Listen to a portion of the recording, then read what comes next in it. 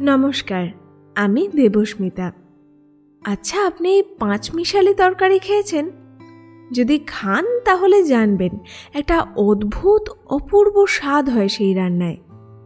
আজ আপনার প্রিয় চ্যানেল আলাপ সঙ্গে দেবস্মিতায় কিছুটা সেই রকমই একটা পাঁচমিশালি গল্প শোনাব, যে গল্পে প্রেম, বিরহ, মনস্তত্ত্ব মিলে মিশে একাকার হয়ে গেছে। গল্প শুনতে ভালো লেগেছে অথচ এখনও ভাবছেন সাবস্ক্রাইব করবেন কি করবেন না? এরকম হলে চোখ বুজে সাবস্ক্রাইবটা করেই ফেলুন দেখিনি। আজ আপনার জন্য রইল লেখক শ্রী জগদীশ গুপ্তের লেখা অরূপের রাস।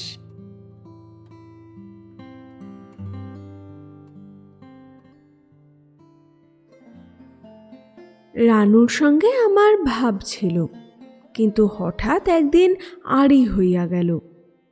রানু ছোট, আমিও ছোট। সে 7, আমি 14 বছরের। বয়োজ্যেষ্ঠ হইলেই শ্রেষ্ঠ হয় না, তথাপি বয়োকনিষ্ঠদের সম্বন্ধে বয়োজ্যেষ্ঠদের সহজ একটা দায়িত্ব বুঝি থাকেই, বিশেষত যদি প্রতিবেশী হয়। রানুর সম্বন্ধেও আমার দায়িত্ব ছিল, তার শারীরিক কোনো হানি না হয় ইত্যাদি। তত্ত্বাবধায়কের পদগুরুত্ব উপলব্ধি করিয়া মাঝে মাঝে তাহাকে শাসন করিতেও যাইতাম, কিন্তু সে শাসনের ফলে তাহার সংশোধন কতদূর হইত তাহা নির্দেশ করিতে যাওয়া তাহার রূপের ব্যাখ্যার মতোই নিষ্প্রয়োজন। আমার গম্ভীর মুখের দিকে চাহিয়া সে হাসিয়া আমার গায়ের উপর গড়াইয়া পড়িত, বলিত, কানুদা একটা বড় মানুষ কিনা, তাই বকতে বসেছে। কিন্তু হতোদ্যম আমি কখনোই হই নাই। রানুর পিতা যদু গোপাল দত্ত মহাশয় অবস্থাপন্ন নহেন, নিঃস্বও নহেন। তাহার চাকরিতে উপরি পাওনাও ছিল। এই পয়সাটা অধর্মের পয়সা, কিন্তু মাহিনার অল্প টাকাতেই সাংসারিক খরচটা কুলাইয়া ওই অধর্মের পয়সার সবটাই জমিত। জন্ম, মৃত্যু, পাস, ফেল, আয়ের হ্রাস বৃদ্ধি, বিবাহ, এই রকমের সামান্য পারিবারিক পরিবর্তন ছাড়া গৃহস্থ বাঙালির ঘরে উল্লেখযোগ্য বড় কিছু ঘটে না। আমাদেরও ঘটে নাই। আমি একবার ফেল, একবার পাশ করিয়াছি, আর একবার কি করিব তাহা দৈবের হাতে ছাড়িয়া দিয়াছি। যদুগোপালবাবুর 4 টাকা বেতন বৃদ্ধি হইয়াছে এবং আর একটা বৃদ্ধি আসন্ন হইয়াছে। রানুর বয়স 10, আমার 17। রানু আমার পরিবার ঘরে ঢুকিয়া আমার পাঠ্যপুস্তকের নেলসনের মৃত্যুদৃশ্যের উপর আঙুল রাখিয়া বলিল, এটা কিসের ছবি কানুদা? যুদ্ধের ছবি। এই লোকটার বুকে গুলি লেগেছে, গুলি খেয়ে সে মরছে, বলিয়া ডান হাত দিয়া মরণোন্মুখ নেলসনকে দেখাইয়া দিলাম এবং বাঁ হাত দিয়া রানুর কোটি বেষ্টন করিয়া তাহার মুখের দিকে চাহিলাম। চট করিয়া একবার পিছন দিকের দরজার দিকে দৃষ্টি নিক্ষেপ করিয়া রানু নিজেকে মুক্ত করিয়া লইয়া বলিল, আর কি কি ছবি আছে দেখাও। রানুর ওই চট করিয়া দরজার দিকে চাহিবার অর্থটা আমার না বুঝিবার কথা নহে, এবং অক্লেশে তাহা বুঝিয়া ফেলিয়া 10 বৎসরের বালিকার এই অকাল পরিপক্কতায় আমার বিস্ময়ের সীমা রহিল না। কিন্তু আমার কি দুর্মতি ঘটিল জানি না, সকৌতুকে হাসিয়া বলিলাম, ঢের ছবি আছে, কিন্তু আগে তুই বলতো, তুই ছবি দেখতেই এসেছিস না আর কোনো মতলব আছে? মনে হইল রানু এই ঘোরানো কথাটার অর্থ ধরিতেই পারিবে না, তবু পারে কিনা দেখিবার জন্য একটা উৎকণ্ঠাও জন্মিল। রানু তৎক্ষণাৎ কথাটার উত্তর দিল না, খানিক চুপ করিয়া দাঁড়াইয়া থাকিয়া হঠাৎ চলিয়া যাইতে যাইতে বলিল, এসেছিলাম তুমি রসগোল্লার হাঁড়ি নিয়ে বসে আছো তাই শুনে, ছবি দেখা মিছে কথা। চেঁচাইয়া বলিলাম, রসগোল্লা খেয়ে যা রানু। রানু তখন চিৎকার করিয়া বলিতেছিল, রাধা, পুতুলের একটা বাক্সের একটা টোপ সেলাই করব, দুপুরবেলা একটিবার আসিস ভাই। তাহার চিৎকারে আমার ডাক ডুবিয়া গেল।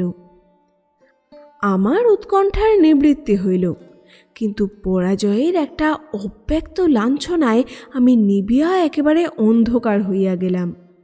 ব্যাপারটা নিছক কৌতুক, কিন্তু হঠাৎ বিশ্রী হইয়া গেল। দুদিন পরে রানু আসিয়া খবর দিল, কানুদা, আমার বিয়ে। বলিস কি? হ্যাঁ সত্যি, কাল দেখতে আসবে। বিস্ময়ের কারণ এ সংবাদে কিছুই নাই। বিবাহরূপ পরিবর্তন বাঙালির জীবনে নিত্য ঘটিতেছে, কাহারও অল্প, কাহারও বেশি, কাহারও মধ্য বয়সে। রানুর না হয় 10ম বৎসরেই সেই সাধারণ পরিবর্তনটা ঘটিয়া যাইবে। জিজ্ঞাসা করিলাম, কোথায়? তা জানি নে, বাবা মা ভারী ব্যস্ত, কত রকম খাবার তৈরি হচ্ছে, খেয়ে এলাম। জিহ্বায় জল আসিল। পুলকিত কণ্ঠে বলিলাম, নিয়ে আয় কিছু, আমিও খাই। আনছি বলিয়া রানু চলিয়া গেল। আঁচলের আড়ালে লুকাইয়া একটি বাটি আনিয়া আমার সম্মুখে রাখিয়া ঠেলিয়া দিয়া রানু কহিল, খাও। আমি বিস্মিত হইয়া তাহার মুখের দিকে চাহিলাম। সে মুখে বলিল খাও, কিন্তু তাহার কণ্ঠস্বরে আহ্বানের বাষ্পমাত্রও ছিল না, বরং বিরুদ্ধ দিকেই যেন একটা ধাক্কা অনুভব করিলাম। হঠাৎ এই রাগ কেন? যখন সে যায় তখন তাহার মুখের দিকে চাহিয়া দেখি নাই, কিন্তু এখন লক্ষ্য করিলাম রানুর মুখাবয়বের প্রত্যেকটি রেখা কঠিন হইয়া উঠিয়াছে। রানু বলিল, খাচ্ছ না যে? কণ্ঠস্বর কর্কশ শোনাইল। তুই রাগ করে দিলি কেন? রাগ করে খাবার ঠেলে দিলে কেউ খেতে পারে? রানু উত্তর দিল না। একটু মুচকি হাসিয়া বলিলাম, চুরি ধরা পড়ে গেছে বুঝি? চুরি করিনি, চেয়ে এনেছি। তবে বামুনকে খেতে দিতে রাগ করলি কেন? রাগ কই করলাম, বললাম খাও। আমি তাহার দিকে বাটিটা ঠেলিয়া দিয়া উঠিয়া দাঁড়াইলাম। আমারও রাগ হইয়াছিল, এত ভুরু কুঁচকানো কিসের? উঠানে একটা কুকুর শুইয়াছিল। রানু দ্রুত পদে নামিয়া যাইয়া তাহারই সম্মুখে সেই দুধ, ক্ষীর, ছানা, সরের মিষ্টান্নগুলির বাটি শুদ্ধ উপুর করিয়া ঢালিয়া দিয়া কাঁদিতে কাঁদিতে বাড়ি চলিয়া গেল। পূর্বে যে আড়ির কথা বলিয়াছি, এই ঘটনায় তাহার সূত্রপাত। রানুর রূপ গুণের পরীক্ষা হইবে, দেখিতে গেলাম। প্রথমেই দৃষ্টি পড়িল ধোঁয়ার আড়ালে লুকোনো মুখ একখানি দেহর উপর। ধূমাকর্ষণের আর বিরাম নেই। নিরবচ্ছিন্ন ধূমপটল একসময় সরিয়া যাইতেই দেখিলাম কাঁচা পাকা মোটা সোটা প্রৌঢ় একটি ভদ্রলোক হাত বাড়াইয়া রানুর বাবার হাতে হুঁকা দিতেছেন। বারান্দায় একটি মাদুর বিছানো হইয়াছে, তাহারই উপর রানুর বাবা কন্যার পিতার মতো সবিনয়ে, বরের যেই হন তিনি বরপক্ষীয় কর্তা ব্যক্তির মতো মাথা উঁচু করিয়া বসিয়া আছেন, এবং আমারই বয়সী একটি ছোড়া অধোমুখে মাদুরের বয়ন কৌশল প্রাণপণে নিরীক্ষণ করিয়াও দেখা শেষ করিয়া উঠিতে পারিতেছে না। বুঝিলাম এটা দূত, পাত্রকে গোপনে কনের রূপের কথা শুনাইবে। পাত্রপক্ষীয় সেই কর্তা ব্যক্তি বলিল, মেয়ে পছন্দ হবেই, যেমন শুনেছি ঠিক তেমনটি যদি নাও হয় তবু আপনার মেয়ে সুন্দরী। যদুগোপালবাবু বলিলেন, আগে মায়ের আমার স্বাস্থ্য খুব ভালো। হবেই তো, একটি মাত্র সন্তান ওই মেয়েটি, খাইয়েছেন দাইয়েছেন ভালোই। দেশের মেয়েরা তো না খেতে পেয়েই আকারে ছোট হয়ে যাচ্ছে, তাদের যে সন্তান হচ্ছে তারাও আকারে ছোটই হচ্ছে। বলিয়া ভগ্নোদ্যমের মতো তিনিও যেন আকারে কিছুটা ছোট হইয়া গেলেন। যদুগোপালবাবু নিঃসংশয়ে বলিলেন, যে আগে তাতে কি আর সন্দেহ আছে? আমার তো মনে হয় ছোট হতে হতে একদিন বাঙালি বলে কোনো জাতি পৃথিবীতে থাকবে না। আমার কিন্তু হাসি পাইতে লাগিল।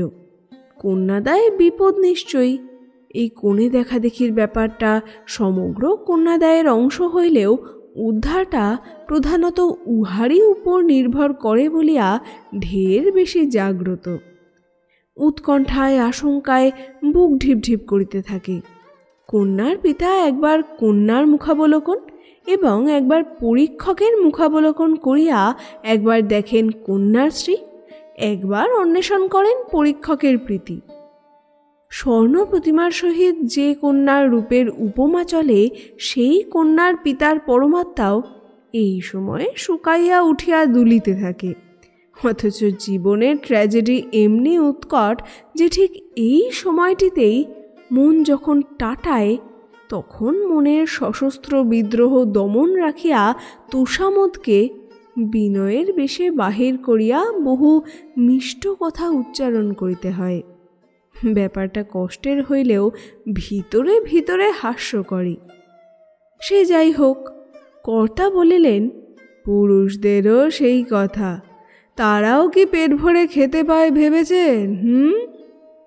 যদুগোপালবাবু পূর্বে এ বিষয়ে কিছু ভাবিয়াছেন কিনা জানি না, কিন্তু বাঙালি পুরুষদের আধপেটা দুরবস্থার বার্তা কর্তার মুখে যেন হঠাৎ এই প্রথম পাইলেন, এমনি বিস্ময়ে তার চোখ খুব বড় হইয়া উঠিল। বিষণ্ণভাবে বলিলেন, আগে না, বিস্তর পুরুষ আছে যারা 12 মাসই একরকম। বোধহয় বলিতে যাইতেছিলেন অনাহারে কাটায়, কিন্তু কর্তা তাহাকে অগ্রসর হইতে দিলেন না। বলিলেন, বেলা বেড়ে যাচ্ছে, আর বেশি সাজগোজের দরকার নেই, বাড়িতে যেমন থাকে তেমনি আনতে বলুন। যদুগোপালবাবু এবার বাঙালি পুরুষ সাধারণের দুরবস্থার সঙ্গে নিজের দুরবস্থা স্মরণ করিয়া আরও ম্রিয়মাণ হইয়া পড়িলেন। কহিলেন, গরিবের ঘরের মেয়ে সাজগোজ কোথায় পাবো যে তাকে সাজাবো বেয়াই? তারপর কণ্ঠস্বর উচ্চতর করিয়া বলিলেন, ঝি, হলো তোমাদের? ঘরের ভিতর হইতে উত্তর আসিল, হয়েছে। বেয়াই, ইনি তবে পাত্রের পিতা স্বয়ং। একটু পরে ঝি হাত ধরিয়া রানুকে চৌকাঠের ধারে আনিতেই সেই দিকে চাহিয়া আমার মুখ দিয়া সহসা বাহির হইয়া গেল, বাহ! সাদা সেমিজের উপর লাল চওড়া পেরে একখান কাপড় পরনে, লাল একটা রেশমি ফিতা দিয়া মাথার মাঝখানটা বাঁধা, কপালের উপর চুলের পাতা, পায়ে আলতা, 2 ভ্রুর মাঝখানে ছোট্ট একটা কালো টিপ। পরীক্ষা দেবার উপযোগী বেশ পরিপাট্য রানুর মাত্র এইটুকু, কিন্তু এই নিতান্ত সাধারণ বেশেই রানুর রূপ অসাধারণ নূতন মাধুর্যে মণ্ডিত হইয়া আমার চোখে পড়িয়া গেল। রানুর মুখের উপর হইতে চোখ ফিরাইয়া আমার মুখের দিকে চাহিয়া যদুগোপাল বাবুর বেয়াই বলিলেন, বাই বটে, এসো মা, এসো, বসো, বলিয়া সম্মুখস্থ খালি স্থানটিতে হাত রাখিলেন।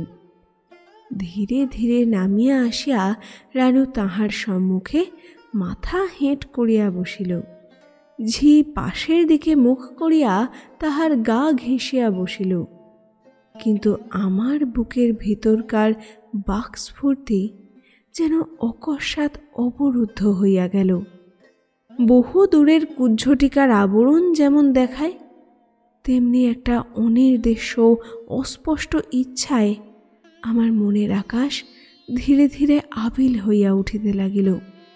হঠাৎ চমক ভাঙিয়া শুনিলাম বেয়াই বলিতেছেন, আপনার মেয়ে সুলক্ষণা এবং সুন্দরী বটে, সচরাচর এমনটি চোখে পড়ে না। রূপের খ্যাতি যেমন শুনে এসেছিলাম, তার চেয়ে 100 গুণ বেশি রূপবতী আপনার মেয়ে। কানে শুনে এরূপ ধারণা করা যায় না। এ মেয়ে আমি নেব, বলিয়া রানুর হাত দুখানি তুলিয়া ধরিলেন। যদুগোপালবাবু বলিলেন, আপনার আপনার অগাধ দয়া, দয়া নয়, গরজ। আপনার মেয়ের অদৃষ্টে আমার ছেলে রাজা হবে। যদুগোপালবাবু হাসিলেন। কিন্তু হাসিলেন বলিলে যেন ঠিক হয় না। বেয়াইয়ের উচ্ছ্বসিত কণ্ঠের টানে তাহার প্রাণের আনন্দ ও গর্ব যেন এক ঝলক উছলিয়া পড়িল। আমিও মনে মনে সর্বান্তকরণে কর্তারুক্তি সমর্থন করিলাম। রানুকে যে বিবাহ করিবে সে যে রাজ্যস্বরের মতোই ভাগ্যবান এবং 2টি মন্ত্র উচ্চারণ করিয়া সে যে রাজ ঐশ্বর্যের গৃহে লইয়া যাইবে তাহাতে কিছুমাত্র ভুল নাই। যদুগোপালবাবু কিছুক্ষণ ইতস্তত এদিক ওদিক করিয়া পণের কথাটা তুলিয়া ফেলিলেন। বলিলেন, বড় দরিদ্র আমি, শুধু মেয়েটিকেই নিয়ে বসে আছি, তাকে কি দিয়ে বিদায় দেব সে সংস্থান। যদুগোপালবাবু যেন কত বড় একটা লজ্জাকর শ্রুতিরযোগ্য কথা কহিতে শুরু করিয়াছেন, এমনি শশব্যস্তে বেয়াই জিভ কাটিয়া বসিলেন। বলিলেন, সর্বনাশ, অমন কথা বলিবেন না। স্বয়ং মা লক্ষ্মীকে নিয়ে যাব, তিনি আমার ঘর ধনে পুত্রে পূর্ণ করে তুলবেন। আপনার 2-1 হাজারের ওপর আমার লোভ নেই। শুনিয়া কেন জানি না আমারই চোখে জল আসিল। এই দুঃসহ সুসংবাদটা যদুগোপালবাবুর একেবারেই অপ্রত্যাশিত। যদুগোপালবাবু স্থির দৃষ্টিতে মিনিটখানেক বেয়াইয়ের মুখের দিকে চাহিয়া থাকিয়া আচম্বিতে তাহার পায়ের উপর উপুর হইয়া পড়িলেন। বেয়াইয়ের এই বিপদটাও সম্পূর্ণ অপ্রত্যাশিত। নিজের কথার ফলে এহেন সংকটে পড়িতে হইবে জানিলে তিনি বিনা পণে রাজলক্ষ্মী ঘরে তুলিবার শুভ ইচ্ছাটা মুখোমুখি না বলিয়া বোধ করি ডাকযোগেই জ্ঞাপন করিতেন। মোটা মানুষ, তাহার উপর পায়ের উপর আস্ত একটা মানুষ উপুর হইয়া পড়িয়া সহসা পিছু হটা বা উঠিয়া দাঁড়ানো বেয়াইয়ের সাধ্যাতীত। সে চেষ্টাও তিনি করিলেন না। যদুগোপালবাবুর 2 কাঁধ তিনি 2 হাতে ধরিয়া পায়ের উপর হইতে তাহাকে একরকম ঠেলিয়াই তুলিয়া দিলেন। অপ্রসন্ন মুখে বলিলেন, বেয়াই, এ কি কাণ্ড আপনি করে বসলেন? মেয়ের সামনে আপনি আমাকে লজ্জা কেন দিলেন? আপনার চোখে জলই বা কেন? রানুর মুখের দিকে চাহিলাম। তাহার রাগ দেখিয়াছি, কান্না দেখিয়াছি, অবাধ্যতা দেখিয়াছি, চঞ্চলতা দেখিয়াছি, কিন্তু লজ্জা দেখিলাম এই প্রথম। রঙের এই লীলাপুলক, নিম্নের সকল বাষ্পাচ্ছন্নতা অস্পষ্টতার ঊর্ধ্বে সদ্যোত্থিত সূর্যের শনিতাভা শৈল শীর্ষে যেমন, তেমনি করিয়া রানুর এই প্রথম লজ্জার রক্তরাগ আমার অন্তরায়তনের সর্বোচ্চ স্থানটি দীপ্ত করিয়া স্পর্শ করিয়া রহিল। এই কাণ্ড কেন করিলেন, মেয়ের সামনে বেয়াইকে কেন লজ্জা দিলেন, তার চোখেই বা জল কেন, যদুগোপালবাবু এ প্রশ্নত্রয়ের একটিরও উত্তর দিলেন না। বেয়াইয়ের ঠেলায় খাড়া হইয়া বসিয়া গাঢ় স্বরে বলিলেন, আমার মেয়ের বড় সৌভাগ্য যে আপনার মতো মহাপুরুষের ঘরে সে যাবে। রানু, তোমার শ্বশুরকে প্রণাম করো মা। রানুর চোখের পক্ষরাজির সূক্ষ্ম কৃষ্ণ রেখাটা শুধু দেখা যাইতেছিল। এইবার সে চোখ তুলিয়া ভাবী শ্বশুরের মুখের দিকে চাহিল। তারপর চোখ নামাইয়া হাত বাড়াইয়া অত্যন্ত ধীরে ধীরে তাহার পদধূলি গ্রহণ করিল। তিনি বিড়বিড় করিয়া অস্পষ্ট ভাষায় রানুকে বোধহয় আশীর্বাদ করিলেন এবং ঝিকে বলিলেন, মাকে তার ঘরে নিয়ে যাও, দেখা শেষ হয়েছে। ঝি রানুর হাত ধরিয়া ঘরে লইয়া গেল। তাহার পিঠের উপর এলানো চুল বাতাসে একবার দুলিয়া উঠিল। পায়ের আলতার আভা চোখে পড়িল। একটা মিষ্ট গন্ধ নাকে গেল। সবই বুঝিলাম, কেবল বুঝিলাম না ইহাই যে শুধু মিষ্টি মুখ করিতে আসিয়া যদুগোপালবাবুর বেয়াই এত মিষ্টান্ন গহ্বরস্থ করিলেন কেন। সেই দুধটাও গিলিল অনেক। বোধহয় বাপ মায়ের আদেশেই রানু বাড়ির বাহির হওয়া বন্ধ করিয়া দিয়া দুর্লভ দর্শন হইয়া উঠিল। তাও উঠুক, 3 মাস পরেই যে মেয়ে শ্বশুরালয়ে যাইবে তাহার নৃত্যপরায়ণতা মানায় না, কিন্তু মাঝখান হইতে আমি তাহার চক্ষুশূল হইয়া উঠিলাম কেন? অনেক ভাবিয়াও কারণটা ঠিক করিতে পারি নাই। কথা বলা একদম বন্ধ করিয়া দিয়াছে। দেখা হইলে মুখ ফিরাইয়া চলিয়া যায়, যেন আমার সঙ্গে তাহার মুখ চিনাচিনিও নাই। একদিন 2 বার তাহাকে হাতের কাছে পাইয়া তাহার হাত চাপিয়া ধরিয়াছিলাম। তাহাতে সে হঠাৎ এমনই গর্জন করিয়া কাঁদিয়া উঠিয়াছিল যে আমি সাত তাড়াতাড়ি তাহার হাত ছাড়িয়া দিয়া পালাইবার পথ পাই নাই। বাঙালির মেয়ে শিশুকাল হইতেই বিবাহের কথায় লজ্জা পায়। বিবাহের পাত্র স্থির হইয়া গেল, তা সে যত ছোট মেয়ে হোক না কেন কেমন ভারতিক ভাব ধারণ করে। আমি এখন রানুর কাছে পরপুরুষ, রানু তাই আমাকে লজ্জা করিতেছে এবং সেদিনকার সেই মিষ্টান্ন ঘটিত ব্যাপারে অপমানবোধ করিয়া সে রাগ করিয়া আছে, তাহা নহে। লজ্জা রাগ এক কথা, বিরাগ ভরে পরিহার করা সম্পূর্ণ ভিন্ন কথা। একটিকে অন্যটি বলিয়া ভুল করা অসম্ভব। রুষ্ট মুখে মিষ্টান্ন দিলে তাহা প্রত্যাহার করা 9-10 বৎসরের বালিকার বিরুদ্ধে এত বড় অপরাধ নহে যাহা সে কিছুতেই ভুলিতে পারিবে না। যাহা হোক, রানুকে একগুঁয়ে বলিয়া মনে মনে গালি দিয়া প্রতিজ্ঞা করিলাম যে সে আগে কথা না বলিলে আমিও যাচিয়া আর কথা বলিতে যাইব না। বিনা পণে কন্যার বিবাহ। যদুগোপাল বাবুর এতখানি সৌভাগ্যের সংবাদে তাহার আত্মীয় প্রতিবেশী শুভার্থীদের আহ্লাদে চোখ কপালে উঠিয়া যাওয়া ছাড়া তাহার আর একটি ফল হইল। যাহারা কন্যার পিতা তাহারা আশা করিতে লাগিলেন দেশের হাওয়া ফিরিয়াছে, কন্যার বিবাহের পর আর তাহাদের কৌপিন ধারণ করিতে হইবে না। এই সময়ে রানু একদিন আমার সঙ্গে যাচিয়াই কথা বলিল, কানুদা, তুমি নাকি আমার বিয়েতে পদ্য লিখবে। দুর্দৈব ঘটিবেই, কাজেই ঠিক মুহূর্তে আমি প্রীতি উপহারকে আরও উপদেশপূর্ণ করিয়া তুলিবার উদ্দেশ্যে কয়েকটা লাইন কাটিয়া পরিবর্তে নূতন লাইন যোজনা করিতেছিলাম। কাগজের উপর চোখ রাখিয়াই বলিলাম, কি লিখেছ পড়ো দেখি শুনি। একটু গর্বিতভাবেই পড়িলাম। সীতা, সাবিত্রী, দময়ন্তী, স্বদেশ, শ্বশুর, শাশুড়ি, স্বামী প্রভৃতি গুরুজন, দেবর, ননদ, দাসদাসী, সমগ্র মানবজাতি এবং গৃহপালিত পশুপক্ষীর প্রতি নারীর কর্তব্য কিছুই আমার পদ্যে বাদ পড়ে নাই। অপরিচিত ও বিপদসংকুল সংসার কারণে প্রবেশোদ্যত নবদম্পতির মস্তকে করুণা ও আশীর্বাদ বর্ষণ করিতে ভগবানকে সানুনয় আহ্বান করিয়া প্রীতি উপহার শেষ করিয়াছি।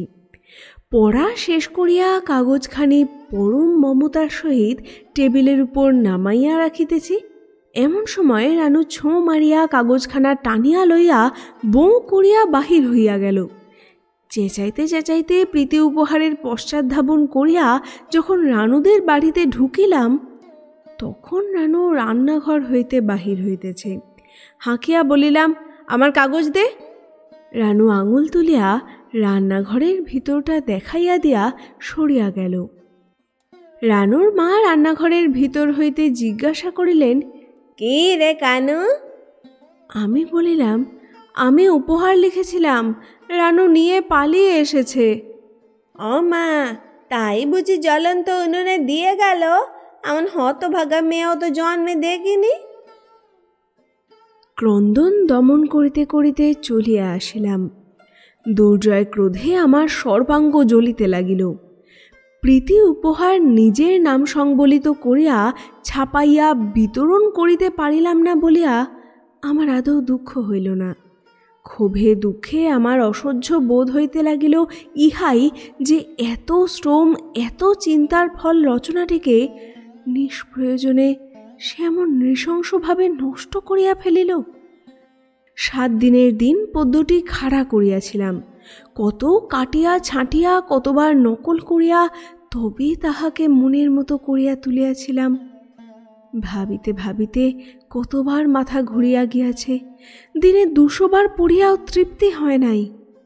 সেই পদ্য কিনা আগুনে দিয়া পুড়াইল। নিজের মাথা হইতে শব্দ বাহির করিয়া ছন্দ মিলাইয়া পদ্য লেখা এই আমার প্রথম। আমার আদিতম মানসতনয়াকে লইয়া সে কি করিল? তাহাকে জ্বলন্ত উনানে ঠেলিয়া দিয়া পুড়াইল। শোকাগুনে আমি পুড়িতে লাগিলাম। রোশন চৌকি বাজিতেছে। আজ রানুর বিবাহ। সেদিন রানুর সঙ্গে রাজৈশ্বর্যের উপমাটা দৈবাত মনে আসিয়াছিল। আজ সেইটাই যেন খচখচ করিয়া কোথায় বাঁধিতে লাগিল, একটা আফসোসের মতো। রানু ঘুমটা টানিয়া শ্বশুর বাড়ি গেল। আমিও বাক্স বিছানা বাঁধিয়া কলিকাতায় পড়িতে আসিলাম। রানু পিত্রালয়ে আসে, আমিও বাড়ি আসি, কিন্তু বলিবার মতো কিছু ঘটে না। যেদিন ঘটিল সেদিন অপূর্ব অননুভূতপূর্ব একটা অসামান্য অনুভূতির অতিশয় বেগবান হিল্লোলে আমি সহসা পূর্ণ হইয়া গেলাম। শুষ্ক নদী যেমন বন্যার জলে দেখিতে দেখিতে পূর্ণ হইয়া যায়, সুপ্তথিত সবসন্ত রতিপতি কখন আসিয়া উঁকি দিতে আরম্ভ করিয়াছিল টের পাই নাই। সহসা সে সিংহদ্বার খুলিয়া আসিয়া দাঁড়াইল, এবং সেই মুহূর্তেই আমার উল্লসিত চোখের সম্মুখে জল স্থল অন্তরিক্ষে একটা লোহিত মায়াঞ্জন ব্যপ্ত হইয়া গেল। রানু আমাকে দেখিতে পায় নাই।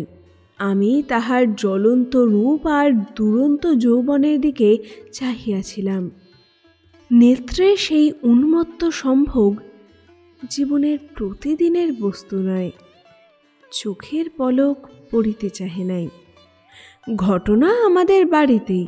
যখন দৈবাত একসময় তাহার সঙ্গে আমার দৃষ্টির মিলন হইয়া গেল, তখনই রানু লাল হইয়া উঠিয়া শশব্যস্তে স্থান ত্যাগ করিয়া চলিয়া গেল।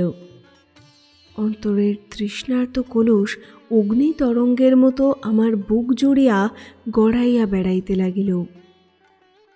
রানুর বয়স এখন 14, কিন্তু অতুলনীয় প্রচুর স্বাস্থ্যের প্রভাবে সে ওই বয়সেই কৈশোর উত্তীর্ণ হইয়া পূর্ণ যৌবনের মধ্যাহ্নে আসিয়া দাঁড়াইয়াছে। 2 দিন পরেই রানুর সঙ্গে 2 বাড়ির যাতায়াতের পথে দেখা হইল।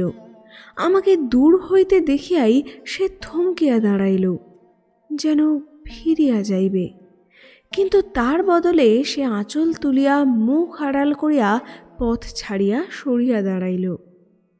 পাশ দিয়া যাইতে যাইতে মুখে বলিলাম, আমি কানু।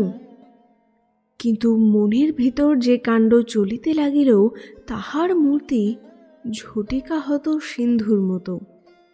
রানু বলিল, তা জানি, তুমি আমার মুখ দেখবার যোগ্য নও, বলিয়া সে দ্রুত পদে অগ্রসর হইয়া গেল। ঘটনার সূত্র ধরিয়া কথার অর্থ ঠিকই বুঝিলাম, কিন্তু বিদ্ধ হইয়া অভিমান করিতে পারিলাম না। তাহাকে নূতন চক্ষে দেখিয়া অবধি বুকে যে ঝড় উঠিয়াছিল ক্রোধ অভিমানের, সাধ্যই ছিল না তাহার মধ্যে মাথা তোলে। অন্তর্লোকের জ্যোতির্মঞ্চের দিকে চাহিয়া দেখিলাম নিঃসঙ্গ 2টি গ্রহের মতো সে আর আমি। এত খবর রানু জানে না। রানু স্বামীর ঘর গেল। কিছুদিন পরেই হঠাৎ একদিন মৃত্যু ক্ষুধিত রাক্ষসের মূর্তিতে দেখা দিয়া নরনারীগুলিকে যেন 2 হাতে মুখে তুলিয়া অবিরাম গ্রাস করিতে লাগিল। সব বাহকের মুখে হরিধ্বনি, পীড়িতের শয্যাপার্শ্বে হরিধ্বনি, দলবদ্ধ লোকের মুখে হরিধ্বনি। কিন্তু হরি ঠাকুর ভয়ার্ত জীবিতের আকুল আহ্বানে কর্ণপাত করিলেন না। লোক মরিতেই লাগিল। মহামারী আরম্ভ হইবার 7ম দিনে রানুর পিতা ও মাতা মাত্র 12 ঘণ্টার ব্যবধানে কালগ্রাসে পতিত হইলেন। রানুকে দুঃসংবাদটা দিয়া আমরা দেশ ছাড়িয়া পলায়ন করিলাম। দেশে ফিরিয়া আসিয়াছি। 6 মাসে শ্মশান আবার লোকালয়ের আকার ধারণ করিয়াছে। বাবা রানুকে তাহাদের ঘরবাড়ির একটা ব্যবস্থা করিবার জন্য পত্র লিখিলেন। রানু লিখিল, বাড়ি বেচিয়া ফেলুন। সেদিন আমিও একখানা পত্র পাইলাম। দেখিয়াই চিনিলাম ঠিকানা লেখা রানুর। লিখিয়াছে, কানুদা, তোমার সঙ্গে জীবনে আর দেখা হইবেই না। জীবনে ইহাই আমার সকল দুঃখের বড় দুঃখ। 2টি দিনের কথা মনে পড়ে, যেদিন রাগ করিয়া দিয়াছিলাম বলিয়া খাবার খাও নাই, আর যেদিন তোমার প্রীতি উপহারের কাগজ আগুনে ফেলিয়া দিয়াছিলাম। কারণ কি তুমি নিশ্চয়ই জানো না। শুধু এইটুকু জানিয়া রাখো, তোমার সে উল্লাস আমার সহ্য হয় নাই। তুমি ব্রাহ্মণ, আমি শূদ্রাণী, আমার প্রণাম গ্রহণ করো। ইতি রানু। রানুর পত্র পড়িয়া শূন্যের দিকে চাহিয়া আমার দৃষ্টি নিষ্পলক হইয়া গিয়াছিল। অবাক মন দিশা পায় নাই, কিন্তু অদৃষ্টে ছিল রানুর সঙ্গে আবার দেখা হইবে। রানুর স্বামী বদলি হইয়া আমাদের দেশে রানুরই হস্তান্তরিত বাড়িতে ভাড়াটে হইয়া আসিল। রানু প্রথমটা কান্নাকাটি করিয়া আমার স্ত্রীর সখিত্বে সুস্থির হইলে দেখিলাম রানু ইন্দিরাকে একান্ত সন্নিকটে টানিয়া লইয়া আমাকে তার রাজ্য হইতে একেবারে নির্বাসিত করিয়া দিয়াছে। আশা করিয়াছিলাম অন্ততপক্ষে কানুদা বলিয়া ডাক দিয়া রানু আমার পায়ের ধুলা লইয়া যাইবে, কিন্তু আসিল না। ইন্দিরা বলিল, রানুর ছেলেটি বড় সুন্দর হয়েছে। হবারই তো কথা, ওরা তো দুজনেই সুন্দর। ছেলেটাকে আমাকে দেবে বলেছে। ইন্দিরার পক্ষ হইতে ছেলে চাওয়া অস্বাভাবিক নয়। জিজ্ঞাসা করিলাম, চেয়েছিলে বুঝি? না না, চাইব কেন? সেই বললে, বউ আমার ছেলেটা তুই নে। বেশ দয়ালু তো। হঠাৎ ইন্দিরা লাল হইয়া উঠিল। তাহার এই চমৎকার লজ্জা দেখিয়াই মনে পড়িয়া গেল আমার শেষ কথাটার অর্থ বহুদূর যায়। পুত্রবতী হইবার আশা একেবারে ত্যাগ করিয়া না বসিলে রানুর দানে দয়ার কথাটা আসে না। কিন্তু ইন্দিরার বয়স সবে 15। জিজ্ঞাসা করিলাম, ছেলের নাম কি? বেনু। মনে মনে আবৃত্তি করিলাম, কানু বেনু। কেন জানি না ছেলের নাম বেনু রাখা এবং ব্যাপার বেনামিতে নিষ্পন্ন করিয়া তাহাকে আমার ক্রোড়ে অর্পণ করিবার অসত্য প্রস্তাবের একটা গভীর নিহিত অর্থ ও অভিসন্ধি যেন ধীরে ধীরে স্পষ্ট হইয়া উঠিতে লাগিল। হয়তো আমার কল্পনা অমূলক, হয়তো চিন্তা ও ইচ্ছা পরস্পর অবিচ্ছেদ্য, কিন্তু ভ্রান্তির মাঝে জন্মলাভ করিয়া হর্ষের যে কম্পন প্রাণের উপর দিয়া শিরশির করিয়া বহিয়া গেল, তাহা পরম তৃপ্তির সঙ্গেই উপভোগ করিলাম। সীমা লঙ্ঘন করিয়া যাইতে কোথাও টান পড়িল না। বেনুর মুখের দিকে চাহিয়া ইন্দিরা বলিল, 2টি দাঁত উঠেছে মুক্তোর মতো, নেবে কোলে? দাও বলিয়া হাত বাড়াইতেই বেনু নির্বিবাদে আমার কোলে আসিল। ইন্দিরা হাসিয়া বলিল, বেশ আলাপি। কথাটা কানে গেল, কিন্তু মন তখন অন্যদিকে ছুটিয়া চলিয়াছে। তাহারই অঙ্গবিচ্যুত এই শিশু, তাহারই সুনিবিড় আকাঙ্ক্ষার পরিতৃপ্তির এই বিগ্রহ, তাহারই প্রাণের স্পন্দন, দেহের বিন্দু বিন্দু খরিত রক্ত, হৃদয়ের আনন্দরস স্থানান্তরিত হইয়া আমার অঙ্গ স্পর্শ করিয়া আছে। মুখ তুলিয়া দেখিলাম ইন্দিরা বেনুর দিকে অত্যন্ত লালসার চক্ষে চাহিয়া আছে। আমি চোখ তুলিতেই ইন্দিরা একটু হাসিয়া সরিয়া গেল। আমারও চোখে লালসা ছিল, কিন্তু দুটিতে এমনি অমিল যেন হাসি আর কান্না। বেনুর চোখের দিকে চাহিলাম, ঠিক তেমনি চক্ষু দুটি, কোথায় প্রভেদ কোথায় নহে, মিল অমিলের কোথায় সন্ধিস্থল, সেই বিশ্লেষণ নিমেষেই অতিক্রম করিয়া আমার দৃষ্টি সেই দৃষ্টির নীল পারাপারে ডুবিয়া গেল। সহসা মনে হইল আমি যেন অপূর্ণ, জীবনের অর্ধাংশ বিচ্ছিন্ন কক্ষচ্যুত হইয়া আমাকে স্বতন্ত্র করিয়া দিয়াছে। সর্বত্রই ঐক্য শান্তি, কেবল কি হইলে কি হইত ইহারই একটা অস্থির উত্তপ্ত কল্পনা আমার একটা দিক যেমন শুষ্ক বেদনাময় করিয়া তুলিয়াছে, অন্যদিকে একটা দুরু দুরু শঙ্কারও শেষ নাই। পাছে এই বেদনা অসাড় হইয়া একদিন মনে নিরাশার লোল স্থবিরত্ব আসিয়া যায়। ইন্দিরা আসিয়া অস্থির হইয়া গেল। ছেলে কোলে করার রকম ওই নাকি? বেণুকে তাহার হাতে তুলিয়া দিয়া বলিলাম, রকম দুরস্ত হয়ে আসবে, যতদিন না হয় ততদিন পরের ছেলে একটু অসুবিধা ভোগ করলই বা। একটা ধমক খাইলাম। আমার অন্তর্গূঢ় সুখের শত্রু হইয়া উঠিল ঈর্ষা। থাকিয়া থাকিয়া বুক টনটন করিয়া চোখের সম্মুখে ফুটিয়া ওঠে আমার নিজেরই বিবাহিত জীবনের অভিজ্ঞতার ভিতর দিয়া একটা ছবি। রানু বড় স্ত্রী। এই জ্ঞানটা অনায়াস সুখ সমাদরের সঙ্গে মনে মনে লালন করিবার বস্তু নয়, অনিবার্য অঙ্কুশ তাড়না যেন ক্ষিপ্ত করিয়া তুলিতে চায়। ইন্দিরা একটা নূতন খবর দিল, রানুটা একটা পাগল। মানে? বলে, বউ আয়, তুই আর আমি এক হয়ে যাই। পাগলের লক্ষণই বটে, তুমি কি বললে? জিজ্ঞাসা করিলাম। ইন্দিরা কি একটা উত্তরও দিল, কিন্তু ইন্দিরা তখন তাহার শব্দ স্পর্শ লইয়া আমার সম্মুখ হইতে একেবারে মুছিয়া গিয়াছে।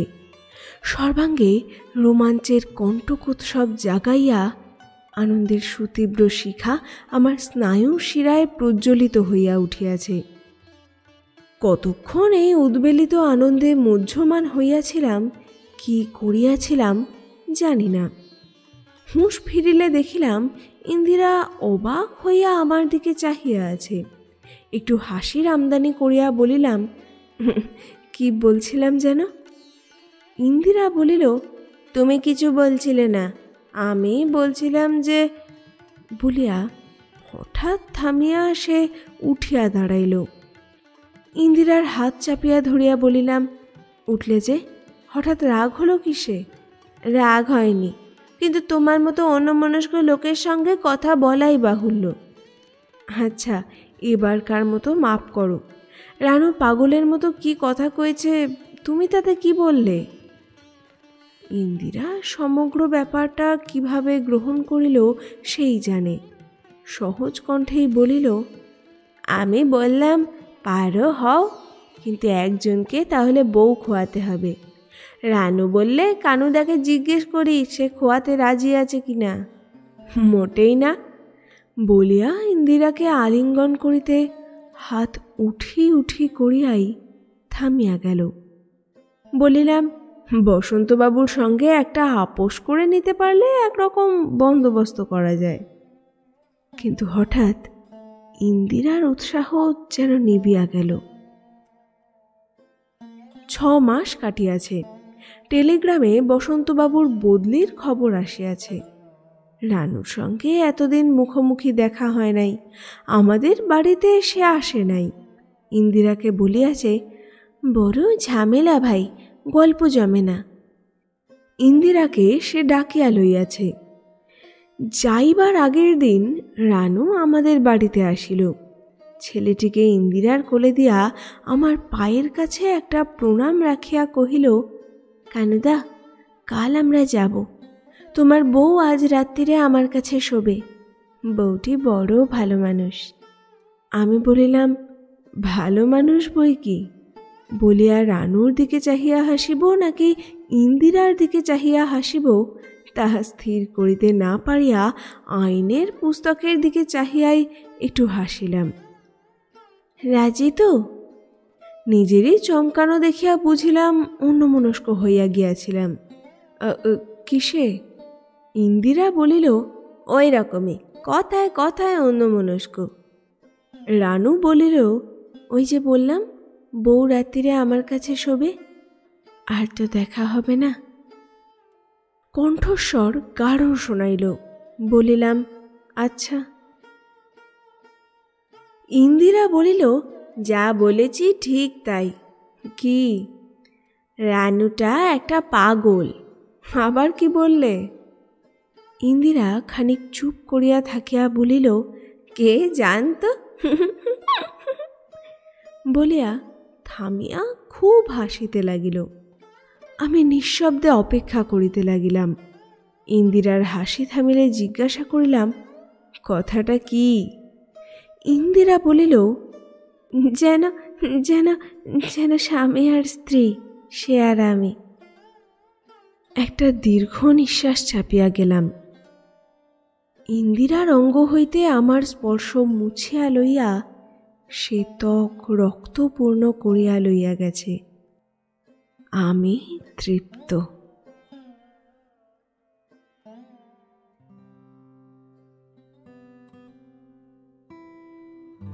শেষ হলো আজকের গল্প। লেখক শ্রী জগদীশ গুপ্তের লেখা অরূপের রাস। আমার কাজ যদি আপনার ভালো লেগে থাকে তাহলে লাইক, কমেন্ট আর সাবস্ক্রাইব করতে ভুলবেন না যেন। আর আরও মানুষের সঙ্গে আমার আলাপ করাতে আমার কাজ শেয়ার করুন তাদের সঙ্গে। আবার নতুন গল্প নিয়ে ফিরব আগামী সপ্তাহে। খুব ভালো থাকবেন। আজ আসি তাহলে।